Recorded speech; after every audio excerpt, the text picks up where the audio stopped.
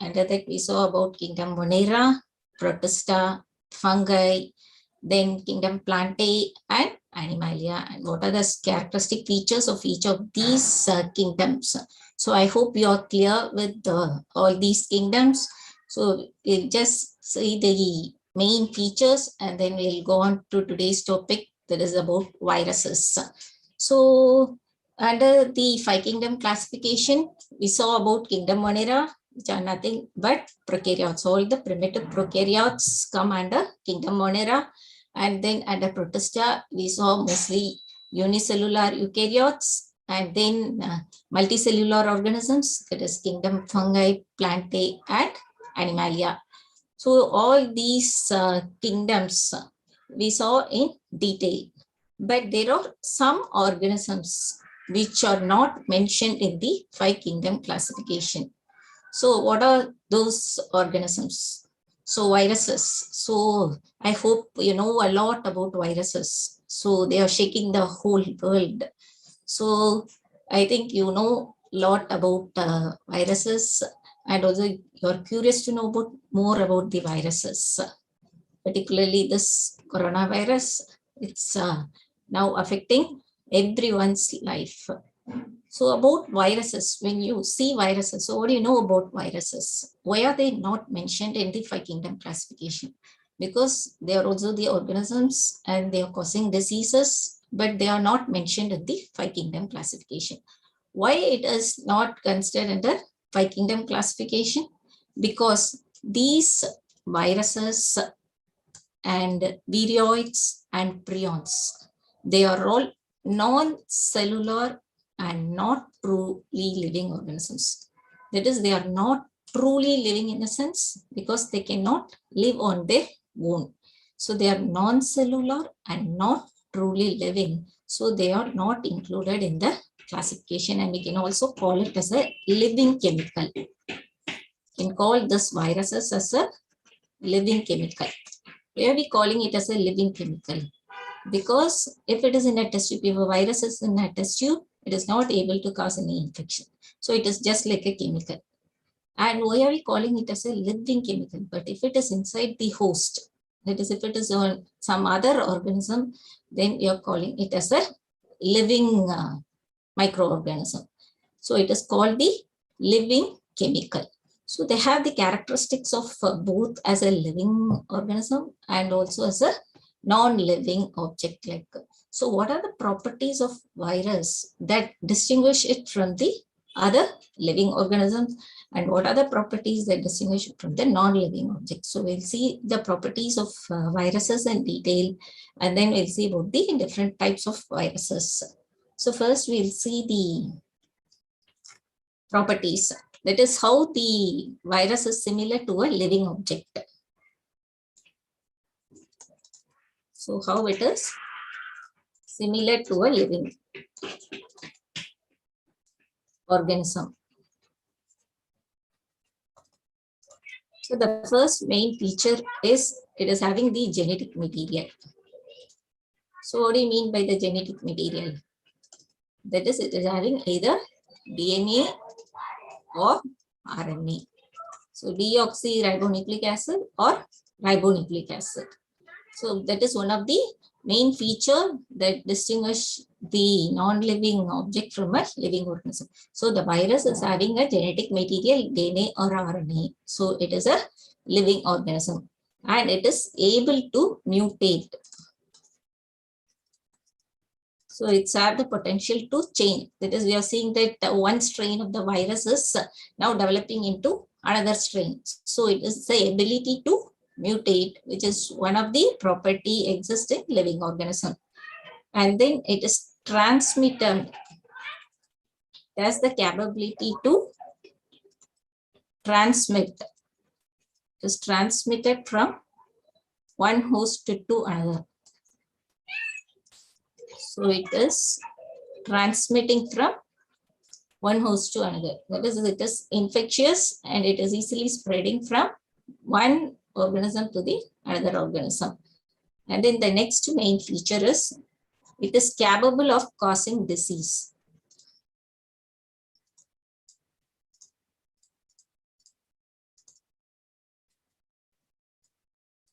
and it is able to multiply within the host.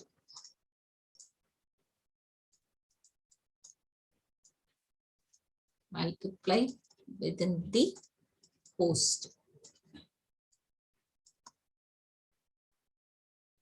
They show reactions to chemicals, heat and radiations.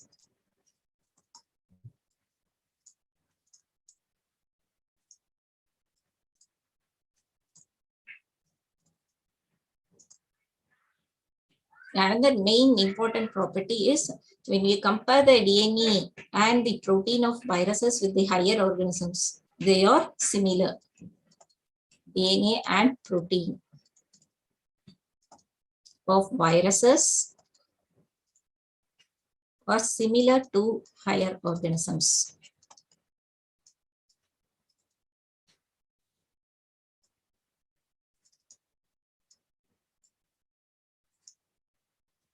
So these are some of the ways in which the virus is similar to a living organism. That is, it contains the genetic material, either it is a DNA or an RNA, and it is able to mutate, and it has the capacity to transmit from one host to the another, and it is capable of causing disease, and it is able to multiply within the host cell, and they show reactions to chemicals, heat and radiation, that is irritability, which is one of the property of a living organism.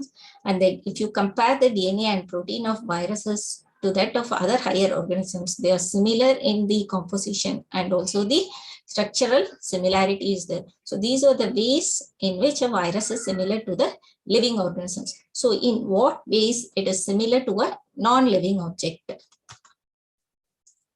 So what are the ways? Similar to non-living. So the first main thing is it can be crystallized like a non-living object. The virus can be crystallized. And it is inert. That is, it is chemically inactive. Because outside the host cell, it is chemically inactive. So it is inert. And there is no cell wall. There is no cell wall or cell membrane or cytoplasm. So it is not there. And also there are no cell organelles. There are no cell organelles. And no metabolism. It is not able to carry out metabolism on its own. And also no enzyme producing system.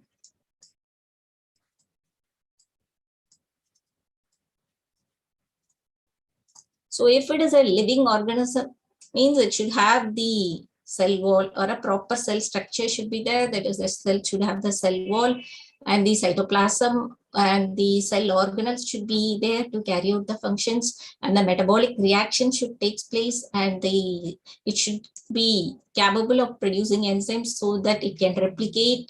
So all these things are not present in a viruses. So in these ways, actually, they are similar to a non-living object. That is, it can be crystallized like a non-living object, and it is chemically inactive. There is no cell wall, membrane, or no cytoplasm. There are no cell organelles, no metabolism, no enzyme producing system is present. That's why it is called a living chemical. That is, it has the property of a chemical, and also it has the properties of a living organism. So if this properties, so how they are able to cause a disease? Because they cannot replicate on its own. So if the replication has to take place, means they are dependent only on the host cell. So what they are doing is they use the host cell machinery. So what do you mean by the host cell machinery? Host cell machinery. Because what the virus is having is only a Genetic material either DNA or RNA and a protein. These are only the two things, but this DNA cannot be replicated and also the protein cannot be synthesized. So the further new virus cannot be produced by its own. So what it is doing is it enters into the host cell and it uses the host cell machinery, that is it uses the host cell enzymes and makes the DNA and the protein, and it causes the multiplication of that viruses and it causes infection. So they cannot replicate on its own. So these are the main properties of viruses.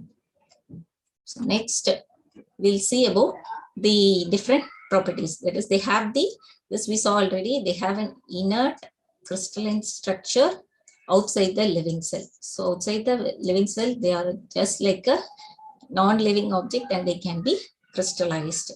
And viruses are obligate parasites. So what do you mean by the term obligate? Because they are strict parasites.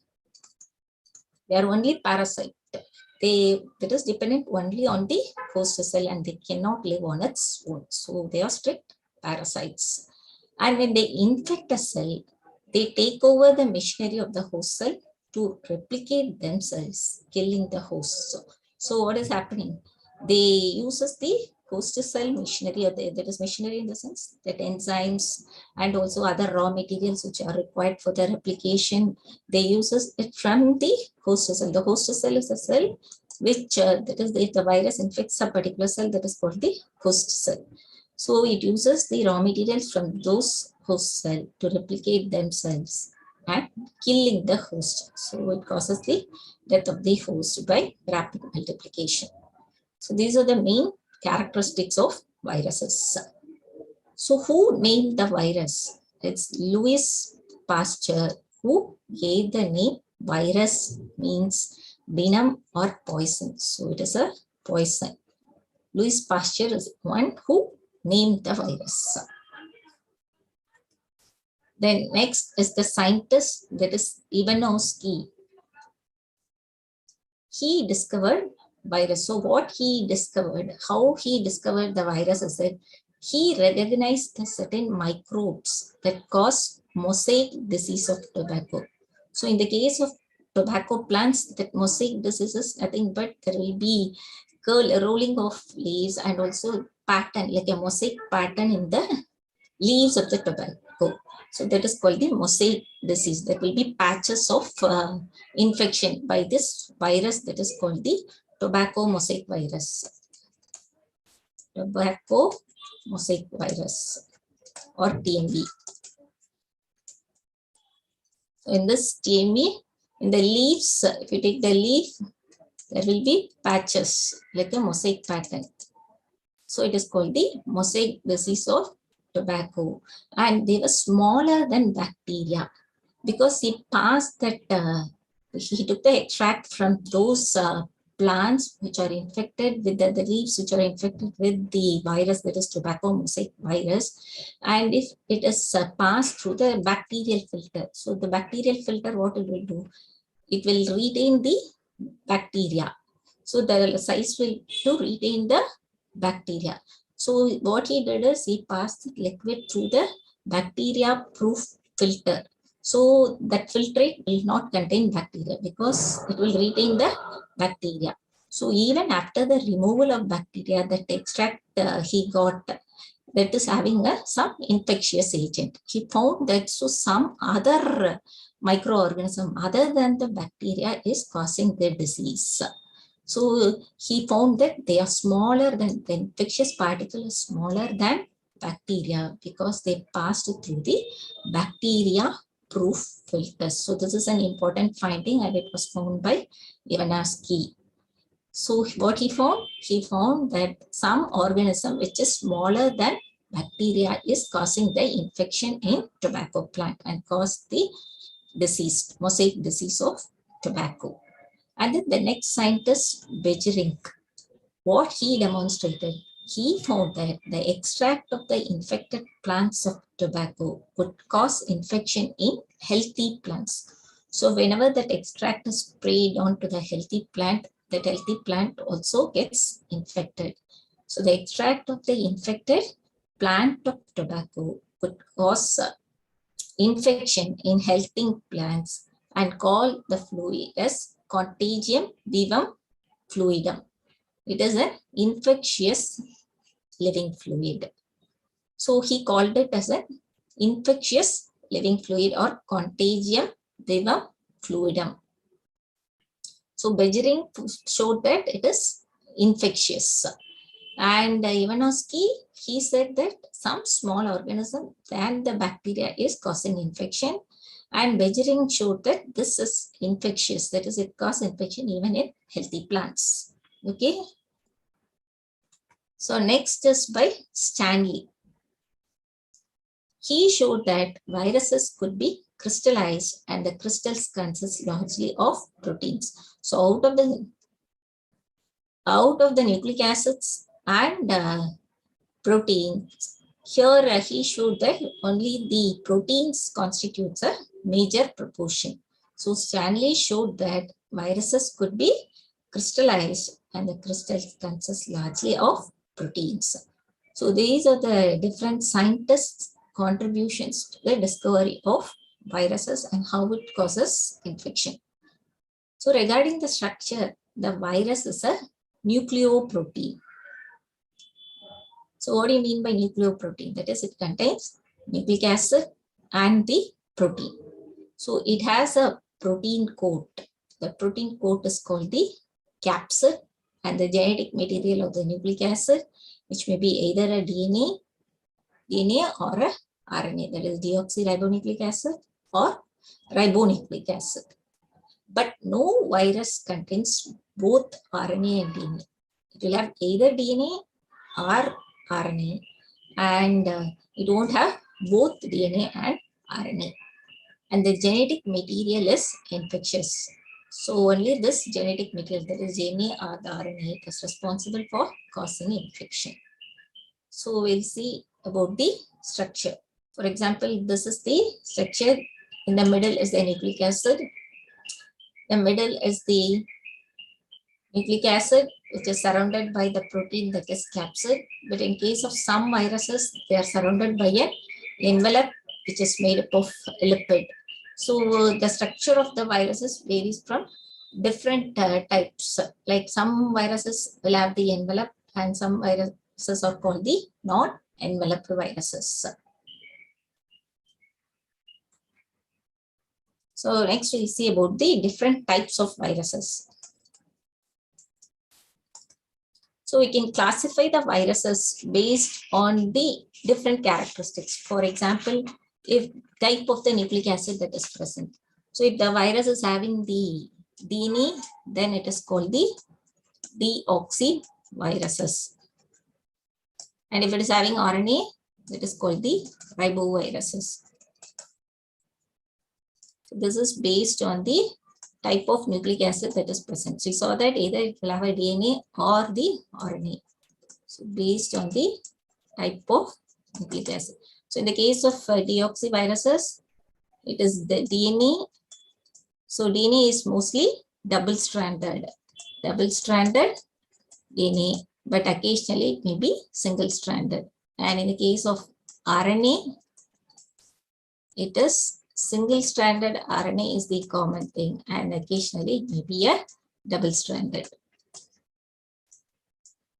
So based on the type of nucleic acid that is present, it may be a DNA virus or the RNA viruses. And example for the double-stranded DNA viruses, pox virus or pox viridae belongs to the family that is pox viridae.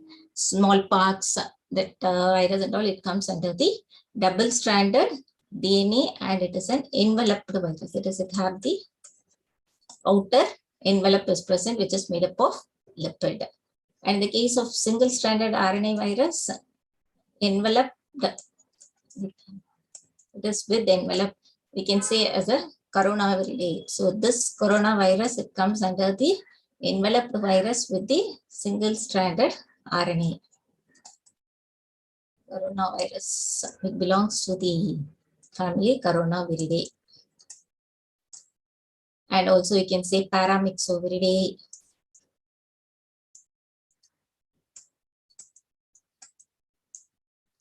So these are all under envelope, and there are also different types of virus that just non-envelope, that is which are not surrounded by a envelope. So this coronaviridae, actually this family exists for quite a long, but now the recent species, that's COVID-19, it is due to the mutated form of that coronavirus. So it comes under the example of single-stranded RNA. There is a nucleic acid is RNA, which is single-stranded, and it has the envelope, which is made up of lipid. So these are about the deoxyviruses and riboviruses. And based upon the host, that is on what type of organism is getting affected, we can classify the viruses into plant viruses, based on the type of host cell, or animal viruses, that is which infects the animals. Plant viruses will infect the plants, and bacteriophages. So what do you mean by bacteriophages? It is the viruses which infect the bacteria, and there are some other as phycophages. It is phycoviruses. Phages are only the viruses which affect bacteria. So here it is phycoviruses, and then mycoviruses. So there are different types of viruses based on the type of host. If it infects the plants, they are plant viruses. If it infects animals, they are animal viruses. And if it infects the bacteria, they are called bacteriophages. And if it phyco means algae, it infects algae, they are called phycoviruses. And if it affects the myco means fungi, they are called mycoviruses. So there are different types based on the type of host, and also based on the type of protein. It is type or the number of subunits in the protein. Type and the arrangement of subunits also you can say. Type and arrangement of subunits in the protein. So we saw that in the middle there will be a nucleic acid which is surrounded by the protein coat that is called the capsid, and the protein coat arrangement may be in different ways. It may be either as the form of a cuboid, or it can be in the form of helical, or it can be in the form of the complex. So it depends on the symmetry of arrangement of the protein subunit. We can classify the viruses as cuboid viruses or helical, that is symmetry, and the complex symmetry. It is a combination of cuboid and helical. Combination of cuboid and helical symmetry.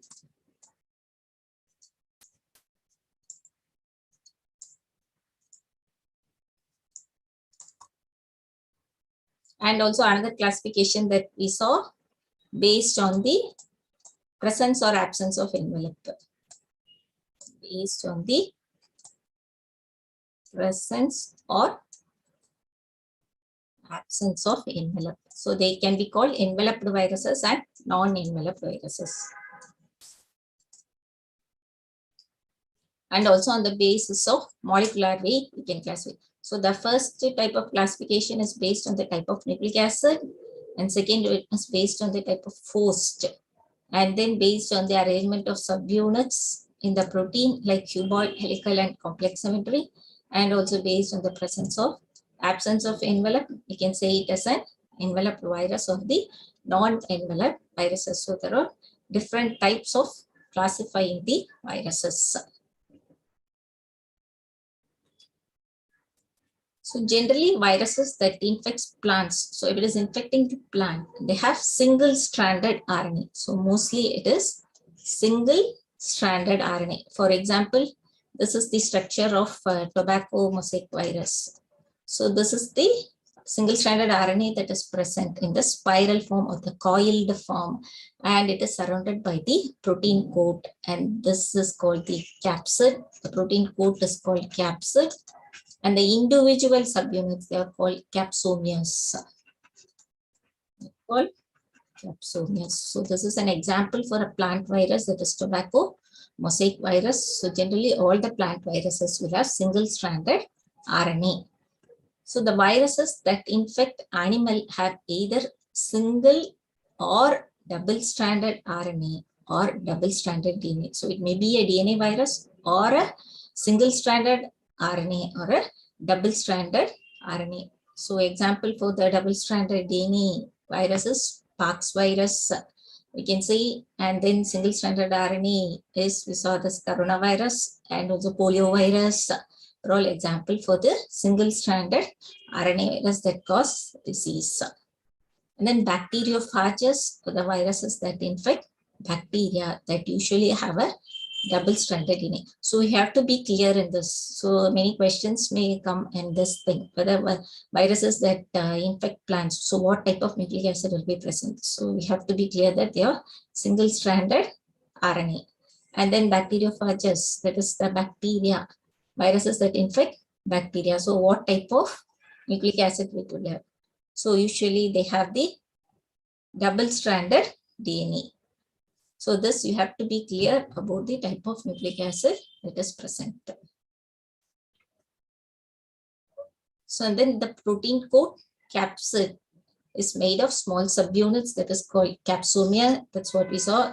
And this protein coat, so this is the nucleic acid and this is the protein coat, and the individual unit is called capsomere, and the outer thing is the envelope. This envelope will not be present in all the viruses. Only some viruses will have the envelope, and this is a lipid coat. So in the case of coronavirus, actually they are having an envelope, lipid envelope. That's why we are actually, why are we washing the hands with the soap? Because it will restrict this lipid coat. So it will, the virus won't be able to cause the disease if that envelope is destroyed. So that is the main reason for washing the hands with soap. So the coronavirus is an example for an envelope virus. So the protein coat made of small subunits called capsomeres, and then the capsomeres are arranged in helical or polyhedral geometric forms. So arrangement of this protein, actually it may be in different forms. That's what we saw as helical, or the, if you see the tobacco mosaic virus that we saw, right? Here it is in helically arranged. Here the proteins are arranged in a helical form. So it may be either in a cuboid form or the helical form, and polyhedral, some it will have the icosahedron. So different polyhedral geometric forms. So capsomeres are arranged in the helical or polyhedral geometric forms. So viruses that cause diseases like mumps, there is an example for a viral disease, and smallpox, herpes, influenza, and AIDS. So they cause the mumps, which is caused by paramyxovirus, and smallpox, it belongs to the that pox viridae, family of pox viridae, and then herpes virus, and influenza, normal flu, and AIDS, which is caused by an HIV, that is an immunodeficiency virus. So these are some of the diseases caused by virus. And in the case of plants, the symptoms can be mosaic formation, that there will be patches on the leaves, and there may be leaf rolling and curling, and yellowing of the leaves, that is the leaves will turn yellow, and vein clearing and dwarfing, that is there will be stunted growth. So these are the some of the symptoms of viral infection in plants. So some of the examples of the viruses are tobacco mosaic virus, which infects the plant, that is tobacco, and then adenovirus, then influenza virus, and bacteriophage T4. So if you see the bacteriophage T4, so this is the structure of T4 bacteriophage, and there's a head. So inside which the nucleic acid is present, and then it is connected to the tail by a collar. And this tail, it has the sheath, it's covered by the sheath, which is about 24 annual rings will be present here. That's the 24 annual rings. And this head, it has about 2000 capsomeres.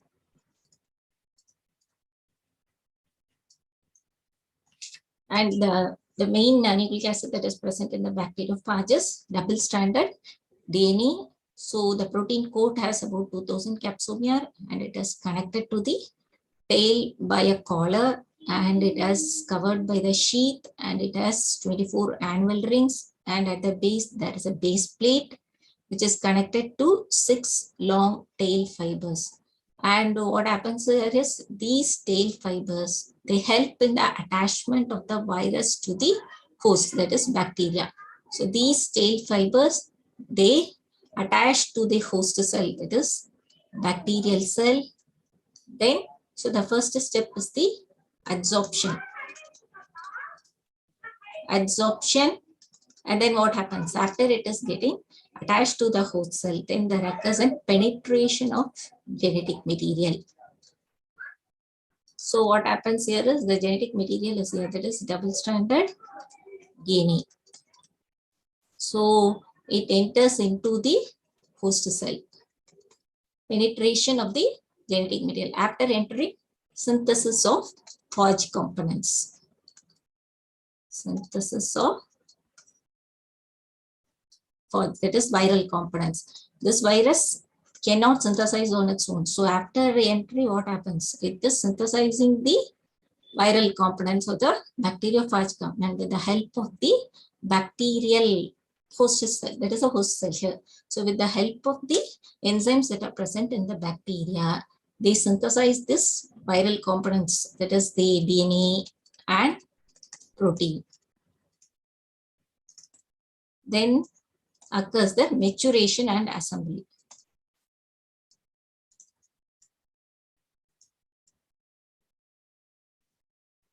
So assembling of, so inside will be DNA, and it will be surrounded by the protein coat. So assembly and maturation and assembly, and after that the release of phages. So it gets multiplied and they are released outside. So this is the case of, so there are two types of processes. One is called the lytic cycle, or we can say it as a virulent phage or the lytic phage. That is, it causes the production of or the multiplication of more amount of viral particles and causes the release of the virus. And another one is called the lysogenic phage. So what happens here is the virus, after entering the host, it will combine with the bacterial DNA and form a structure that is called the prophage. And this is non-virulent. So this is called non-virulent or non-infective or the lysogenic phage, we can say. But here the phages are virulent, infective, and lytic phage. So when a bacteriophage, it transfers the genetic material from one bacteria to the another bacterium. That process is called transduction.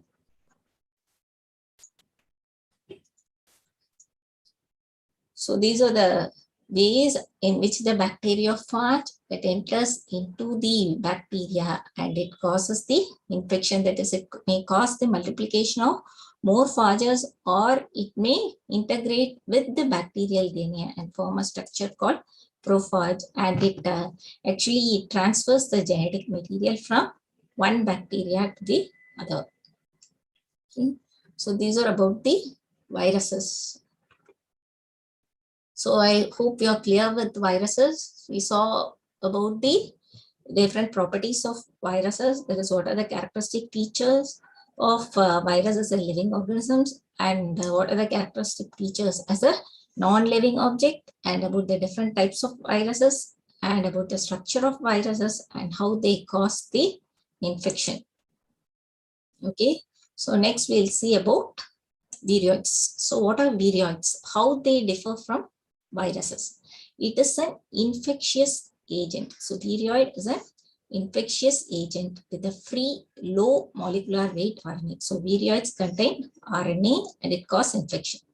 And there is no protein code. So that is the difference between virus and the viroid. Only RNA is there and no protein code. And another difference is they are smaller than viruses, and they were discovered by Theo Taylor in 1971, and he found that it caused the potato spindle tuber disease is caused by the viroid that doesn't have the protein code but only the genetic material RNA. Okay, so these are about the viroid. So the main content here is there is no protein code, only RNA which causes infection. So next is the prions. So what are prions? So here it is reverse. Actually, there will be no nucleic acid and only the protein. Here the protein is causing the infection. So these are abnormally folded protein that cause some infectious neurological disease. So it is a neurological disease, and they are similar in size to viruses, and they cause bovine spongiform encephalopathy, the disease that is BSE, bovine spongiform encephalopathy, or mad cow disease. So you have to be clear with these diseases. So they may ask, they may give the disease, and they may ask they are caused by either viroid or a prion or a virus. So you have to be clear with these names. Bovine spongiform encephalopathy or mad cow disease in cattle, and its analog variant, that is Creutzfeldt-Jakob disease. The disease is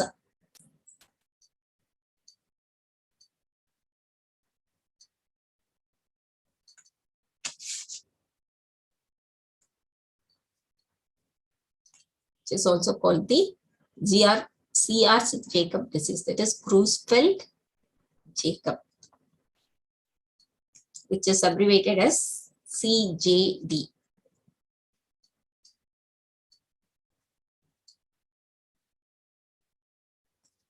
And the main thing is it causes the degenerative disease of the nervous system. So it affects the nervous system and it is transmitted through the food chain. And also from mother to the offspring. It's a mode of transmission. So it is a nervous tissue, that is, it is a neurodegenerative disease. So these are about the prions. They are abnormally folded protein that cause some infectious neurological diseases, and they are similar in size to viruses. So next is the lichens. So what are lichens? They are the symbiotic association, that is the relationship between the algae and fungi. So here symbiotic means both are mutually benefited. It will be beneficial for both the organisms. The algal component is called the phycobiont. So phycobiont is the algae and fungi will be together, and the algal component is called phycobiont, and it is autotrophic. That is, they can produce their own food, and the main algae that is present will be either the member of Chlorophyceae or blue-green algae, Cyanophyceae.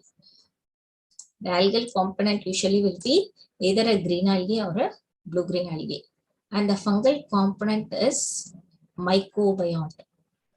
So mycobiont, and it is dependent on the algae for its food.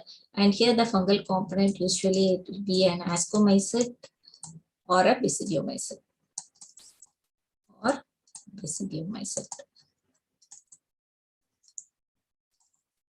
And then about lichens, so mainly these lichens, they are very good pollution indicators. And also here we saw that the algae prepare food for fungi. And what does the fungi do? Fungi provide shelter and also helps in absorbing the mineral nutrients and water for its partner. So both of them are mutually benefited. Algae prepare food and fungi helps in the absorption of minerals and water. And they are good pollution indicators. So what sense? How they indicate that there is a pollution? So if there are more amount of or higher level of sulfur dioxide is present, this lichens, they cannot grow in that atmosphere. So when there are more industries which release more amount of sulfur dioxide, then there will be no lichens in that area. They do not grow in polluted areas. So they are good pollution indicators, and also they are the source of medicines.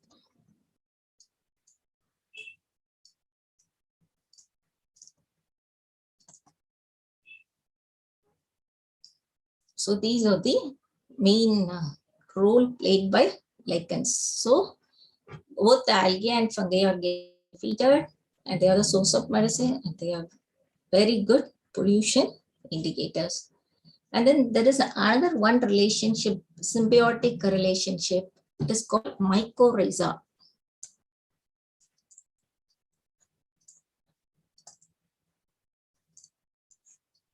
So what do you mean by mycorrhiza? That is, it is a symbiotic relationship between the fungal hyphae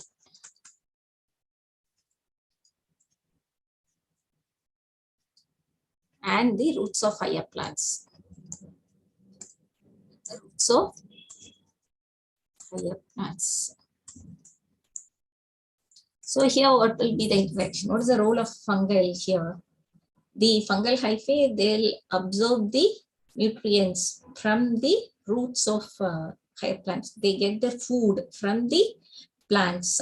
But in return, what is happening? What is the help for the plant? The plant actually, in the case of xerophytic plants and all, it helps this fungal hyphae, it helps in the absorption of more amount of water from the soil. So that is the role of fungal hyphae. So both are mutually benefited. So the fungal partner, it obtains its food from the plant, and the roots for water absorption. They help in the water absorption. And also it secretes various growth promoting substances also. So as a result of it, there will be a growth. So the higher plants are able to grow. So if there are no fungal hyphae, there will have the stunted growth. So they help in the growth of the plant. And here there are two types. One is called the ectotrophic relationship, and another one is the endotrophic. So in the ectotrophic relationship, it occurs in the case of plants like and here that happens in orchids. So ectotrophic means what happens is, for example, if this is the root, and here there will be a fungal hyphae, and here there will, this hyphae, it will form an envelope, that is the roots are enveloped by a fungal hyphae. So as a result of it, it helps in the absorption of water from the soil, maximum absorption of water, and helps in the growth of the plant. If there is no fungal hyphae, so stunted growth. So here there is an envelope, ectotrophic. External surface of this roots are covered by the fungal hyphae. But in the case of endotrophic, these fungal hyphae, they will enter into the roots, that is root hair cells, and they form many layers, and they help in the absorption of water, and also they involve in the other activities. So they help in the growth of the plant, particularly in the case of orchids. So this is one type of the symbiotic relationship. So I hope you are clear till now. So we saw about the viruses and viroids, prions, lichens, and mycorrhiza, which is also one of the symbiotic relationship. So any doubts? Okay. So we'll see a few questions.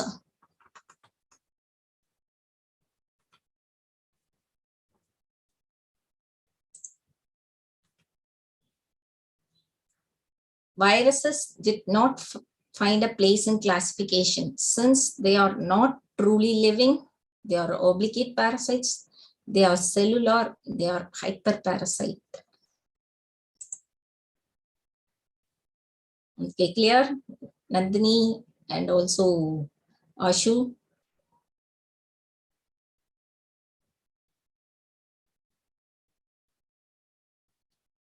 So which option?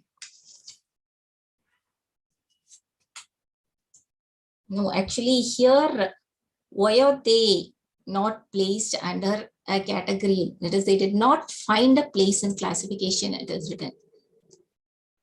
They did not find a place in classification. So actually the correct option is option A. They are not truly living. Why they are not truly living? Because they are acellular.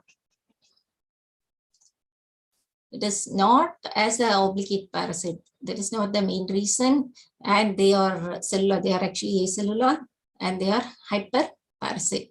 So the correct option is actually A. They are not truly living. Yeah, A. So is it clear now? So you read all the 4 options before answering because it may be confusing. Because obligate parasite means strict parasite, okay.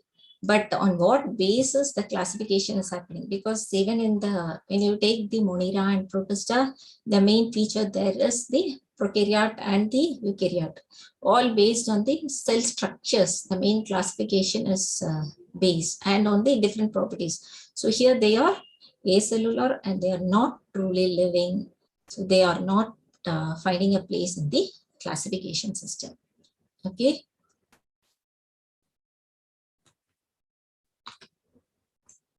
So the next is, which is absent in viruses, whether it is a nucleic acid, protoplasm, proteins A and C. So which is absent in viruses, that is not present in viruses. So the correct option is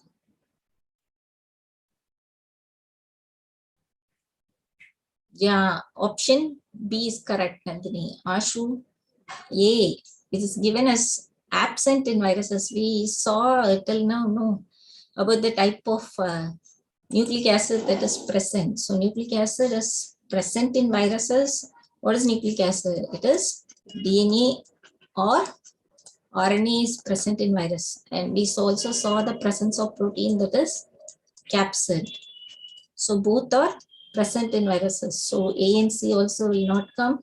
So only the protoplasm is absent in viruses and B is the correct option. So you clear now?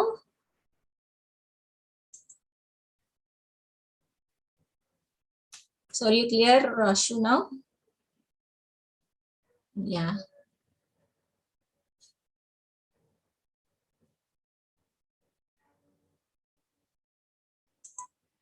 Okay.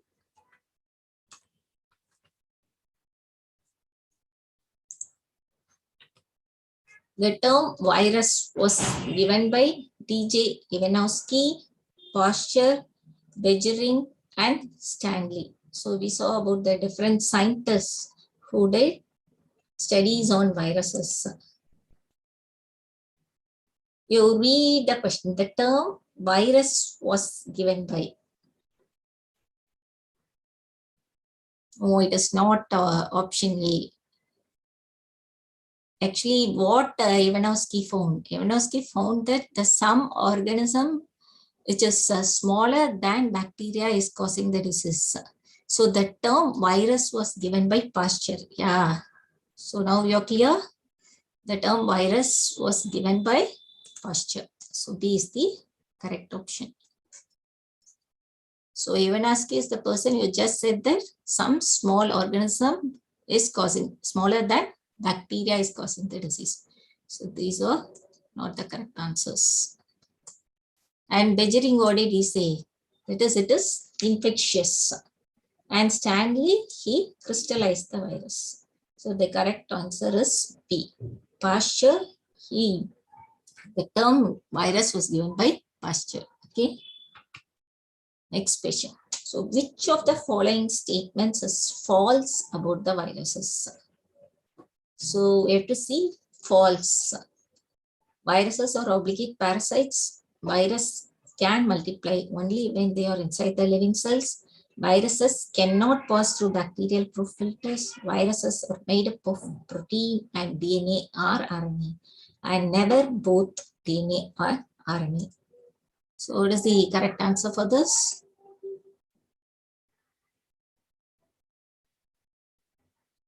Why? Which question?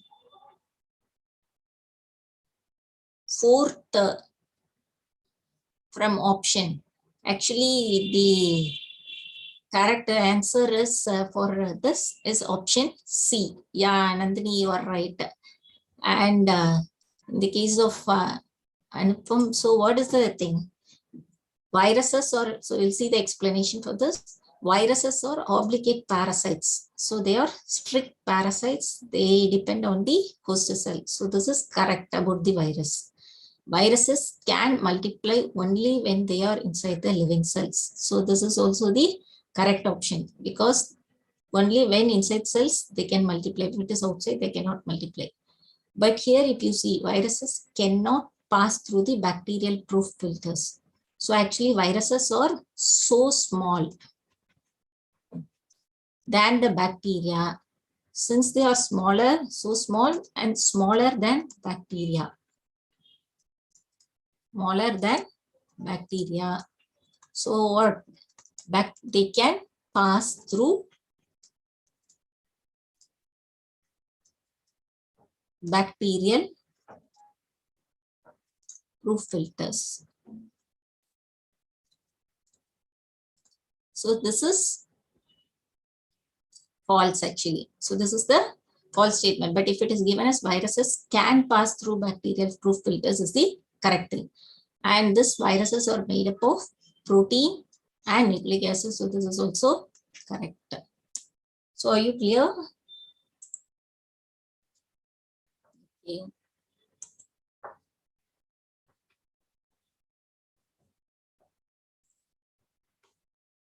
Which is the infectious component of the virus? Whether it is a lipid, protein, nucleic acid, and B and C.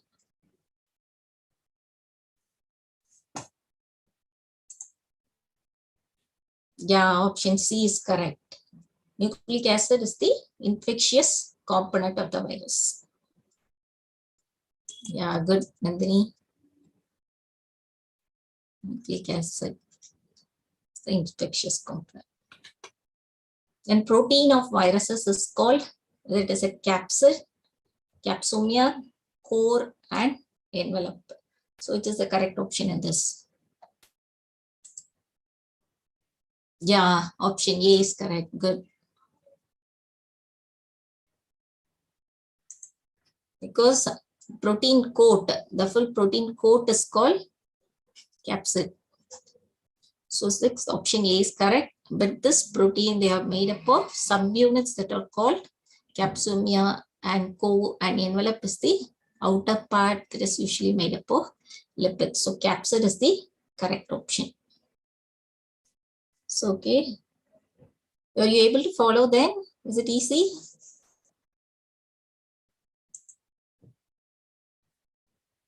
What about Ashu? Is it clear for you?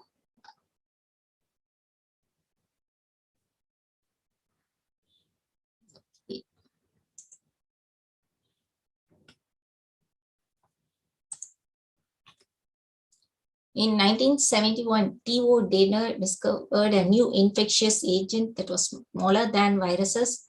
It causes potato spindle tuber disease. It is a free RNA The molecular weight of RNA is low. The above statements are assigned to. So which of it, whether it is a virus, viroid, virulent, or mycoplasma?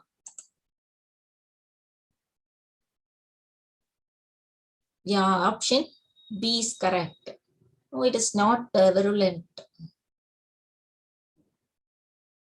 Anupam, it is not virulent. The correct option is B. Viroids. So it is not viruses and it is much smaller. It is not virulent or the mycoplasma. So the correct option is B.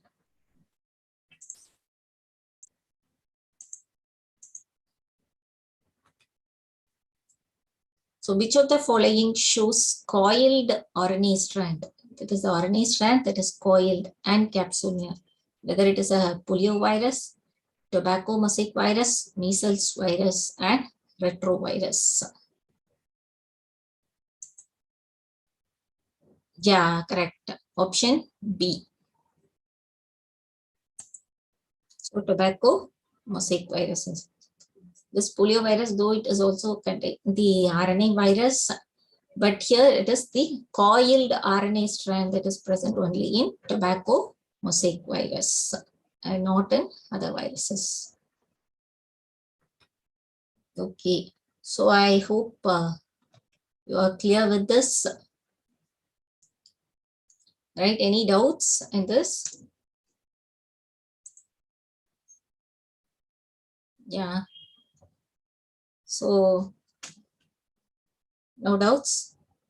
Okay then. So we have completed the chapter that is biological classification. You just go through it and read so that it will be easy for you, and you also practice some questions regarding this so that you'll be more clear about the concept. And as far as this chapter is concerned, first biological classification, so you have to be clear with the classification about the different kingdoms. And if you take the Monera about the different types of bacteria, so what are the classification that come under Archaebacteria and also under Bacteria, and also under Protista, you just try to make it as a table like chrysophytes, dinoflagellates, euglenoids.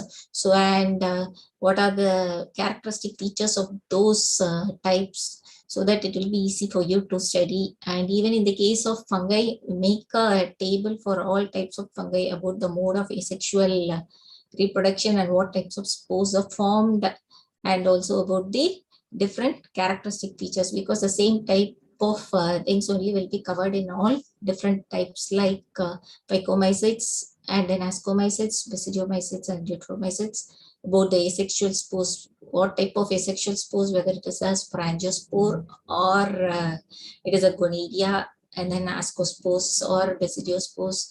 So you make a table and just go through it every now and then, and it will be easy for you to memorize those things. And then under kingdom Plantae and Animalia, we saw the brief description about the kingdom Plantae and Animalia. And Animalia actually you are studying in detail under zoology. And the next chapter is plant kingdom, and we'll see still more detailed information about the different types of algae, bryophytes, pteridophytes, gymnosperms and angiosperms. So you'll be much more clear. And also we saw about the viruses, viroids, prions and lichens and mycorrhiza. So these are the different subheadings that we saw under the biological classification. So is it clear, right? So tomorrow we'll start the next new chapter, that is the plant kingdom. So then we'll meet tomorrow at 6 o'clock. Okay. So no doubts, right? Okay, thank you.